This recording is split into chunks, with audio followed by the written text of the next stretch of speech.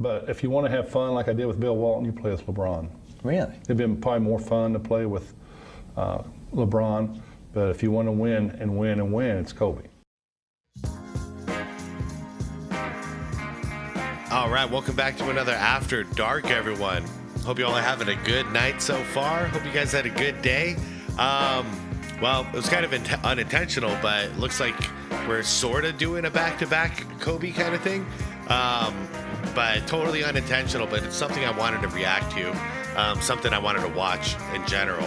A video called The Best Larry Bird Mamba Mentality Story Ever Told. And this is from a channel called Prime Larry Bird. I've watched a couple of their videos and always good stuff. So I'm going to link the original video down below in the description if you guys want to check out the channel. What do I have to say about it? I mean, yeah, Larry Bird was that dude. If you want to talk about Mamba mentality, like he had all of it. And that's why I always keep Larry Bird on my top 5 list of all time. Because, yeah, he only won 3 championships, but, man, the guy was absolutely tough as nails, great leader, very confident, unselfish, spent his whole career with the Celtics, clutch as all hell, greatest trash talker ever.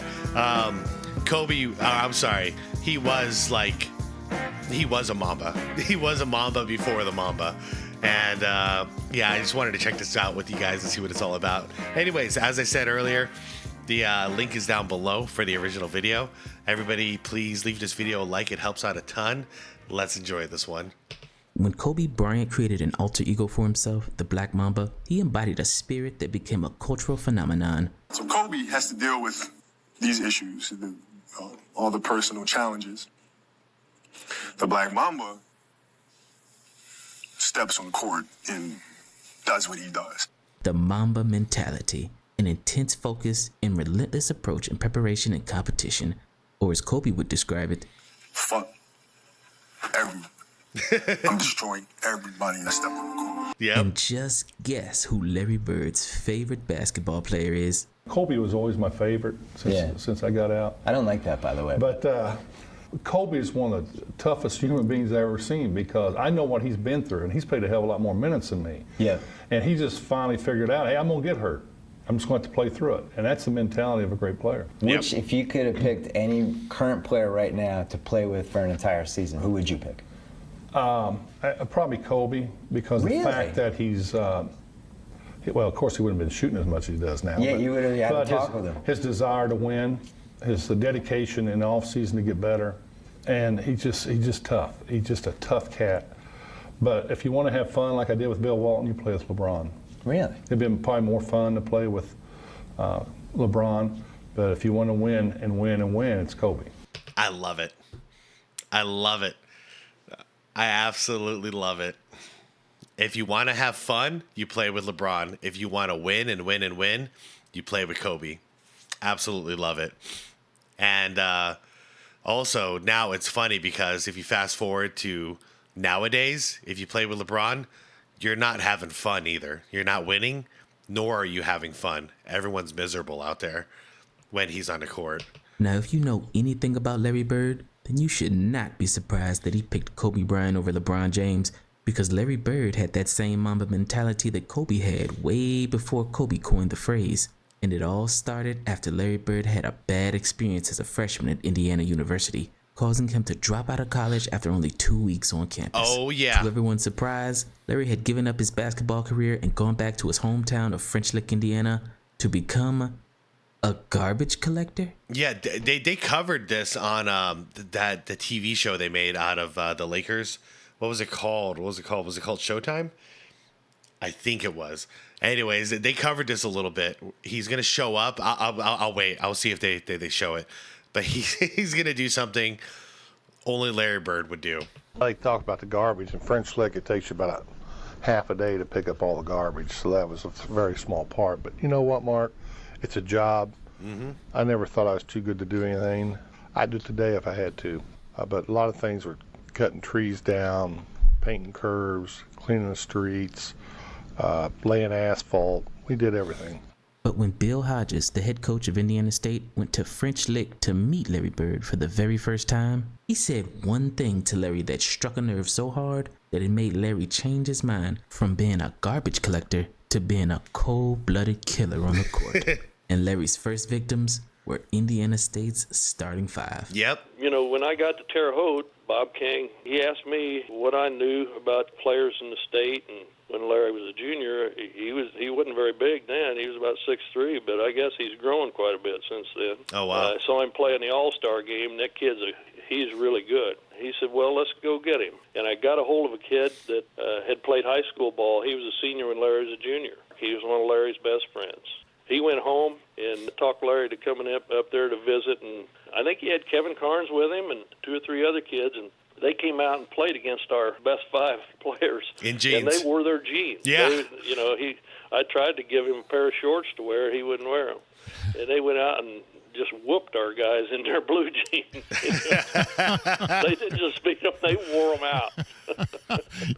I love that that's real, by the way, that the show actually got that one right.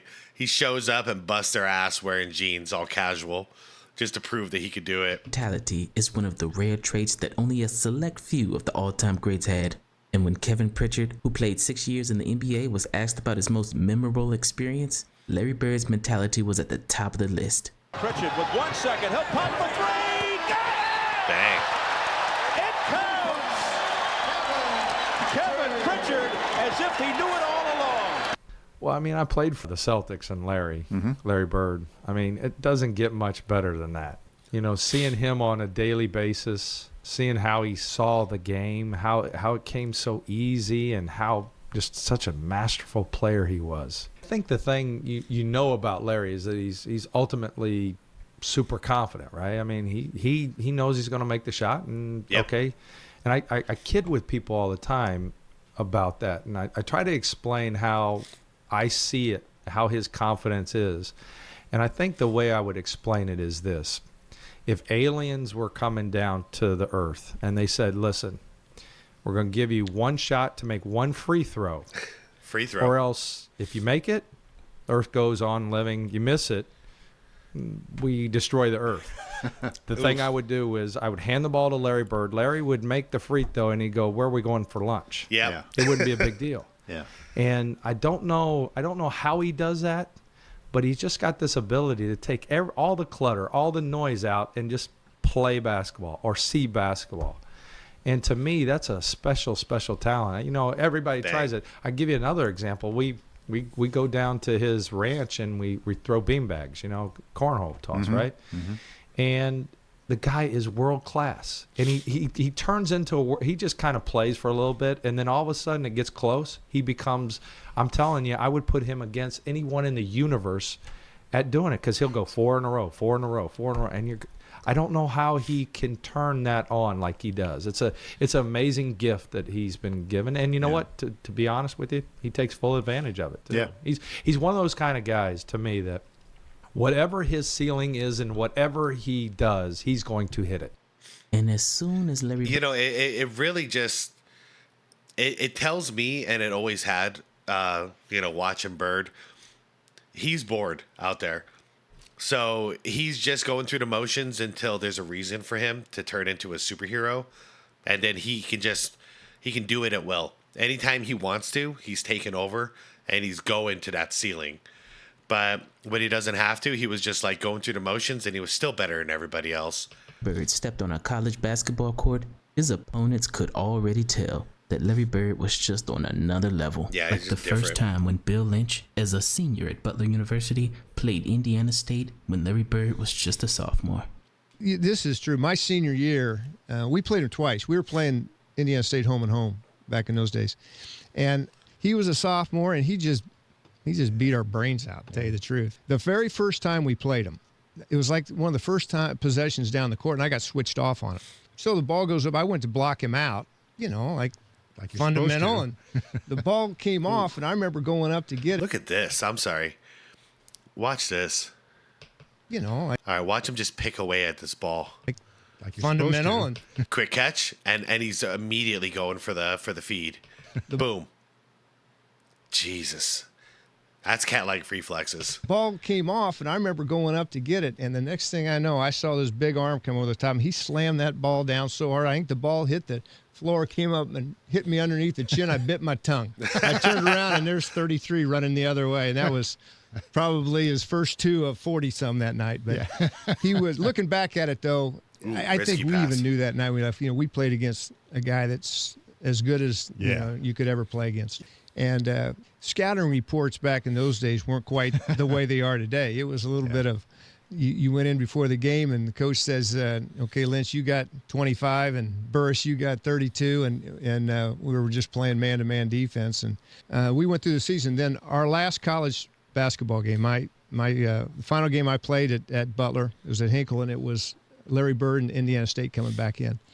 And so we were ready for him that night. He got 47 on us that night, and he could have scored 70. Of course, that was back before the three-point shot. But we played against a lot of really good players, but there was no one like Larry. I know that court looks so crazy without the three-point line, huh? He was so good, and he could do anything he wanted on the court. That day, Larry Bird, as a sophomore, set Indiana State. By the way, you want to fix basketball because it's all screwed up right now?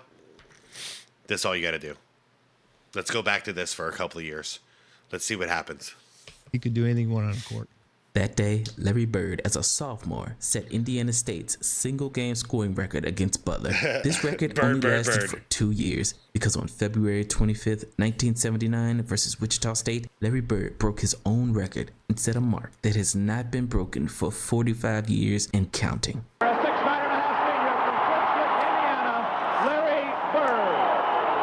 This is the first time that Indiana State Sycamores have ever been on national television. And are they ready? They think they're number one. And they hope to prove today by remaining undefeated that they are number one. Wow, look at this footage. And Larry Bird. Galosinski. The jump against Gilbert and Bird. Right off the bat. Assist. He had the best hand-eye coordination, maybe, of anybody that ever played basketball. And that's why he was so good with his anticipation, both offensively and defensively. Larry Bird. That's what made him such a great passer, too. The passing ability of Larry Bird, supposed to be the best passing forward in basketball in some time. But even though Larry Bird was the best passing forward in college basketball, instead of putting on a passing clinic, he decided to put on a shooting one. He's having quite a game. He's that ball. I mean, I think Bird is the best passing forward of all time. Like, it's not even close to me. They won it. Larry Bird off the backboard. Getting into gear now. What about you guys? Bird from the corner. Best passing forward. Is he the best collegiate player in the country? Many people say he certainly is. There wasn't anything he didn't think he could do on the basketball floor. Our game plan was to get the ball in his hands as much as possible, and he made good things happen. Let him work. Bird almost lost that ball out of bounds. Now takes a shot. Oh, my. There's one in your face. Here's where you catch Larry Bird. Watch him put the ball in the face. There, take it in the face. Then now watch him shoot it. Unbelievable. Played him like a dummy. That's in left field. Yeah, that angle was terrible, too. That's a hard shot to hit. Larry Bird already had 22 points. But just imagine if he had a three-point line to go with it. This day, they go undefeated. They win their 26th in a row. Larry Bird from way outside. Oh. Unbelievable outside shooter. Indiana State has scored in spurts. Oh, here's a long one again. It seems that the further out he is, the more high percentage he puts the ball in. Yeah, he'll hit it from anywhere. Look out. That's what happens. Look out. 39 points by my count. And as Indiana State started pulling away, everyone knew that they were witnessing something special. Bird comes up with it. Damn. With the power move. Well, he's got 41 points already. 16 rebounds. 42 42 points, 16 rebounds. Shooting high. 17 rebounds. 44 points. Good Lord. There are the statistics on Larry Bird. 45-17. His fifth 40-point game at that point. 17 rebounds. More points, and he'll have an all-time high, and he would have saved it for national television when his team is on. A small forward getting 17 boards. Unflappable, unselfish, and unstoppable. And I don't know who it is, but I think that person will receive the most valuable player. We'll think about it. Well, let's say we've got it. Larry Bird, $1,000 comes to Indiana Gillette. State in his name. It's one of many MVP. commendations he'll have before his collegiate and professional careers are over. Student body wants Larry Bird to have the ball. He's got the ball. He's got the shot. He's got the Larry Bird with 49 points. 49. Record. And to think, Larry 49, 47. I'm sorry. 48, 47, 47. That's disgusting. That's disgusting. Who is the best? Yeah. You know who. Bird, one of the greatest players of all time, almost gave up his basketball career before it even started. But what exactly did Coach Bill Hodges say to Larry Bird the day they met to make Larry change career paths and play basketball at Indiana State? Can you imagine if we didn't get him playing basketball, but he ended up just being a garbage man in French Lick his whole life? Holy crap. Yeah, what did you say to him? Well, I'll let Bill Hodges tell you exactly how it went down. Okay. So, 2 days after I was in Terre Haute, we went to French Lick. And everybody had tried to recruit him, but nobody had been able to get very far with him. He had kind of a bad taste in his mouth. He didn't know what he was going to do, though. And we found his high school coach, so he took us over to meet Larry, and Larry wasn't there, and his mom said, "You coaches are just driving him crazy. Why don't you just go away and leave him alone?" Bam, she closed the door. And Gary said, "Wow, she must have had a bad day because she's normally real nice." But one slam door wasn't enough to stop Bill Hodges, so he drove around French Lick, Indiana, until he could find Larry Bird himself. No way. So we drove around town and took Gary back. He said, "If you come back in a couple of days, I'll round Larry up and you can get to talk to him." Dan said, "Well, let's go back to Terre Haute." I said, No, I'm from Zionsville. Zionsville's about the same size as French Lick. We're going to find Larry." I said, hey, there aren't too many places you can hide a 6'8" guy in a town like this. And we drove around for a while, and I made a right turn and started down the street, and we were passing a laundry where you go in and wash your clothes. Yeah. And here comes this big blonde kid out of there, and I said, "There he is right there." And I pulled in. He said, "You think?" I said, "There can't be two of them in this town." And he got out and introduced myself.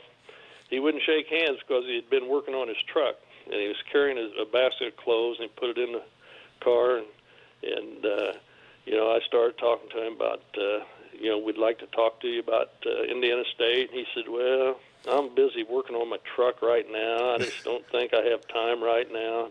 And his grandmother, she heard me talking with him.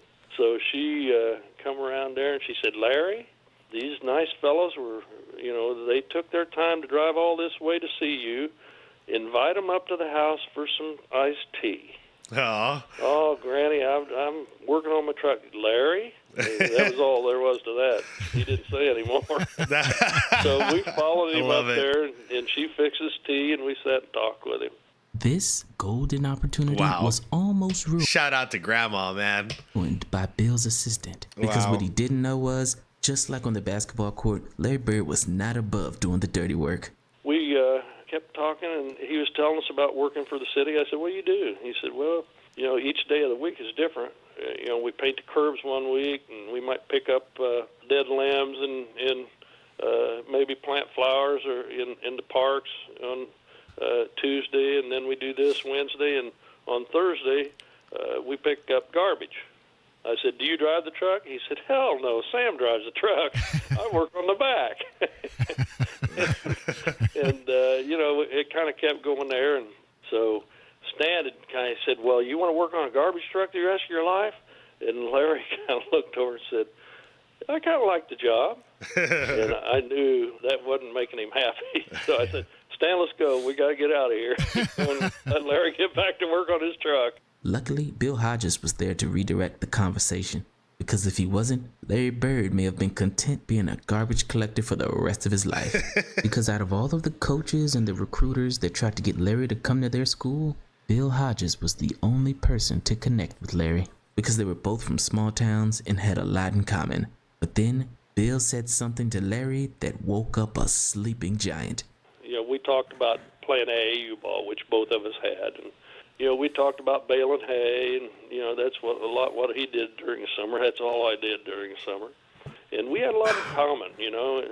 Small towns, and just we knew each other. I was talking about recruiting. We had to have a point guard, and he said, "Well, you ought to get Kevin Carnes." He said, "My cousin Kevin Carnes, he was a senior when I was a junior. He said if he had gone to college, he'd have been a great player." And I looked at him and I said, "Larry, if you don't come and go to Indiana State with us, that's what they're going to say about you one day." And boy, that's the first time he looked me in the eye. Hold on. I'm sorry, you guys. I missed this. And I looked at him and I said, "Larry, if you don't come and go to Indiana..." Okay, hold on. I really apologize. I was talking about recruiting. We had to have a point guard, and he said, "Well, you ought to get Kevin Carnes." He said, "My cousin Kevin Carnes, he was a senior when I was a junior. He said if he had gone to college, he'd have been a great player." And I looked at him and I said, "Larry, if you don't come and go to Indiana State with us, that's what they're going to say about you one day." And boy, that's the first time he looked me in the eye all day, and I knew I had him. And when Bill Hodges came back to French Lick 2 days later and knocked on Larry Bird's door, Larry's mother answered again, but this time she was singing a completely different tune. We headed back to Terre Haute, and I got all the papers that we needed to get signed and filled them out and addressed the envelope to Indiana. And 2 days later, I drove down there and knocked on the door. His mother answered the door. She said, "Oh, come in, Coach. It's good to see." Had a different tone. Wow, is this a different reception? And Larry said, "How'd you know I was going to sign? How'd you know?" I said, "Well, if you're an intelligent kid, and this is the intelligent choice to make, so all you have to do is sign right here, and I'll mail it for you."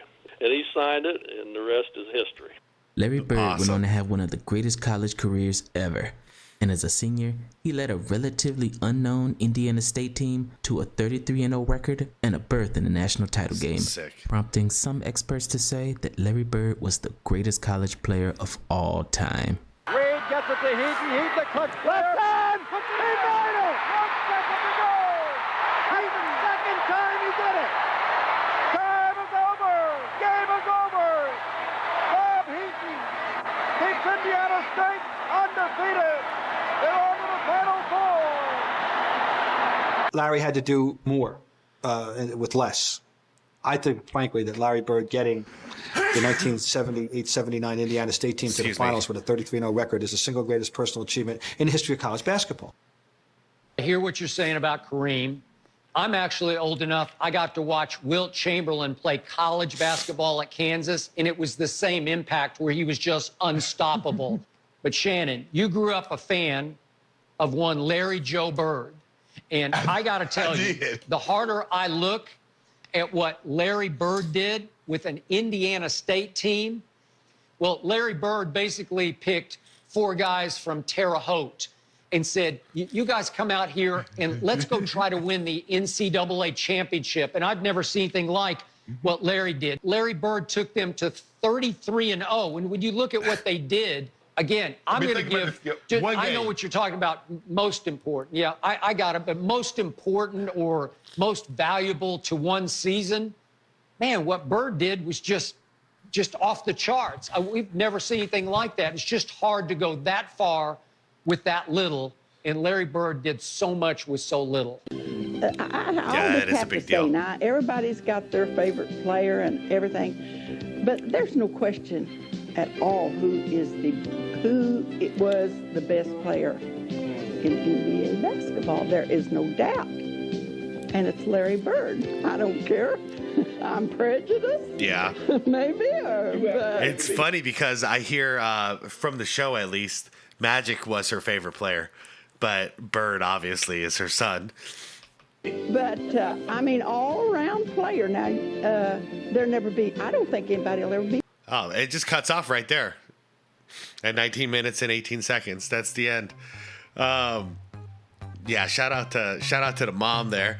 Larry Bird was the best player on the court whenever he was on the court. I'm just going to leave it like that. Let's get rid of accolades. Let's get rid of all that stuff. You're talking about a basketball player on a basketball court, and there's a basketball. Larry Bird's gonna bust anyone's ass. It's plain and simple. You never go wrong by saying Larry Bird is the best at any given situation. You don't. I feel the same way about Jordan. You never go wrong saying he's the best on the court, because probably is. Unless Larry Bird and Michael Jordan are both on the court, then it's like, all right, grab your popcorn. This is going to be a fun one. Yeah, I thought this was a fantastic video. If you guys enjoyed it, please subscribe over to the channel. Once again, this is called Prime Larry Bird. I think it's a pretty awesome channel. They got about 39,000 subscribers. I've seen a handful of videos.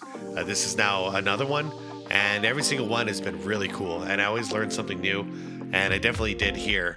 But yeah, I hope you guys enjoyed it. And yeah, let me know down below what you guys thought about it. How much did you know Bird? Like, I know a lot of people only think of Bird as a shooter. They don't know him as an awesome playmaker. They don't know about his court vision, his basketball IQ, how unselfish he was, how clutch he was, what a great rebounder he was, how good he was actually on defense. Like, he's one of those players that stats can't show how great he was. You have to just watch him play, and he does countless things that don't get credited. I would say Dennis Rodman is another one of those guys, and currently like a Jokic is another one of those guys. Tim Duncan was another one of those guys. But Bird is just like next level. He just doesn't stop. He just keeps producing and producing and producing. It's a beautiful thing to watch. Actually, he's one of the, between him, Magic, and MJ, Jordan, like those guys are the ones who made me love basketball. Watching them play, and I was just like, how do they do these incredible things? And yeah, I'm gonna go ahead and get out with that. Sorry for my allergies today. I don't know what's going on, but December seems to be a rough month for my health when it comes to allergies or catching a cold or whatever the heck it is. But thanks for bearing with me. Hope the voice isn't too annoying. And I'll see you all in the comments, and then I'll see you tomorrow for the next one. Like the video if you haven't done it yet, please, and subscribe to the channel if you want more content like this. I'll see you all in the morning. All right, peace out, everyone.